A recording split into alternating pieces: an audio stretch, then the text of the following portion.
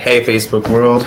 My name's Daniel, here with Channeling the Cosmos, helping empaths transcend trauma, and I'm on day 6 of the mindfulness challenge that I'm putting myself through. So meditating an hour a day and being mindful in each moment.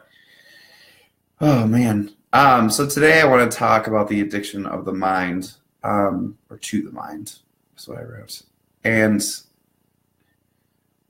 we are addicted to our minds. I think every addiction stems from our addictions to running away from ourselves, which our mind is a great tool, but we use it to run away. And we're addicted to thoughts. It's almost as if we are uncomfortable without them. We don't know what to do because we've been taught that we have to understand everything from a young age. Go to school, taught you got to have a plan, you got to understand what's going to happen. Even though no plans ever go to plan, we're just addicted to it. We're addicted to knowing. And that addiction to having to know keeps us from creating. Because if you're going to create something new, you don't know what it's going to be. And if you think you need to know what it's going to be, how can you create something new? It doesn't make any sense. It's like people need to know where they're going first. But you never know where you're going. That's a lie. I mean, that's an illusion, right? Like, you know how the future is going to turn out. Like, maybe you do for some things, but mostly not. Even if you go and you're going to work at 10 a.m., you might get there at 9:57. Or you might get there at 9:59, or you might get there at 10:05. I mean, you don't know exactly when you're going to get there. Unless you're sometimes psychic. You can do that, but only for certain things, not for much. So we're addicted to the constant stream of thoughts, and we run with our minds, and we escape our lives through, obviously Netflix and the internet and Facebook and our phones and drugs and alcohol. And they're not bad, but they're escapes. We're escaping ourselves instead of sitting with ourselves for hours and understanding ourselves, and not even understanding ourselves, just witnessing ourselves from a state of awareness and presence, which is necessary to find peace within yourself. And that's what we want, I think, deep down. We don't want the external things. We want the internal abundance. Internal abundance, an internal peace, an internal love, an internal ease. When you can look at a glass of water and know you're abundant, that's right in front of you, then you're abundant. If you're chasing the next thing, you're not abundant. You're just going to need another thing, and it's going to never end. If you can't enjoy the things you have, you can't enjoy the things you'll get. And that is the mind. The mind wants what's next. What's the next achievement? What's the next thing I want to do? What's the next step? How do I protect myself? How do I survive? I mean, that's the addiction of the mind. Next, achieve, get.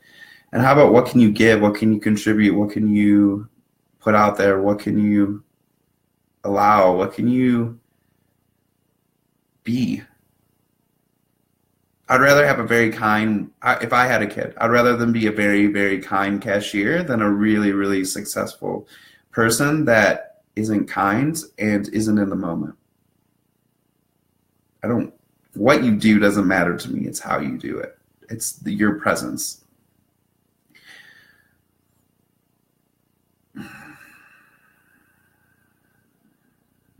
And when we tap into that aspect of ourselves, the deep heart-centered body part of ourselves, we find this sense of ease and superpower of just amazingness.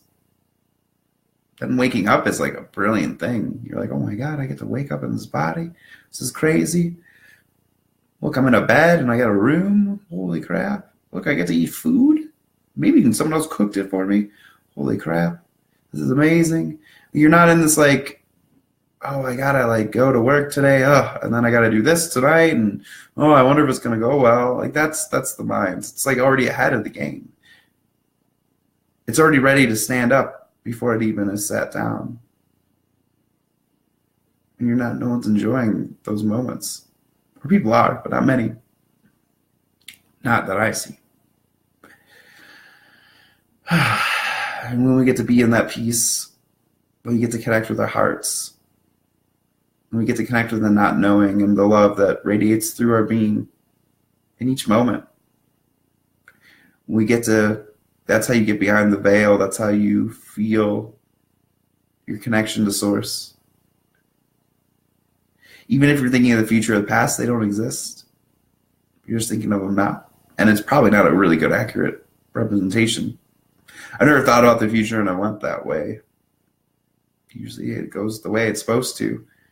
So if I can just be present in each moment, I can enjoy the process. And I can enjoy the trip. And we got to enjoy the trip. And we got to be present. And we got to get out of our minds and connect with our hearts through sitting with ourselves. Sitting for hours with ourselves. I know I've been meditating for an hour a day for a while, and I feel better than ever. It's getting kind of ridiculous. It's helping every part of my life. Financial relationships, friendships, how I feel, what I eat. I don't spend as much money. I've let go of things that I need to let go of. And this is why we meditate and do mindfulness. And it's the best time you'll ever spend. And you always have time if you find it. Because it's going to make a huge difference. And when we get out of our minds into our hearts, we start creating, we start connecting with people. We up-level all our relationships. We up-level everything in our lives. We create more. We're more successful. We feel better in every moment. And when you feel better in every moment, you're more productive and you do more and you're more. I mean, I can do a video every day. And it's amazing. It's so much fun. And that just takes getting out of the mind and having a practice to get in your heart and get in your body, whatever that is. And you need it. Because it's going to improve your whole life. And you know that. And then we can get out of this mind addiction, destruction, fire-ridden, overachieving society and become one with ourselves and connect with our neighbors and connect with our hearts and connect with businesses that help the earth instead of destroy it, and schools that teach love instead of teaching achievement. And we'll create that, but each of us has to do this work. And that's why we need to do it, to change the earth.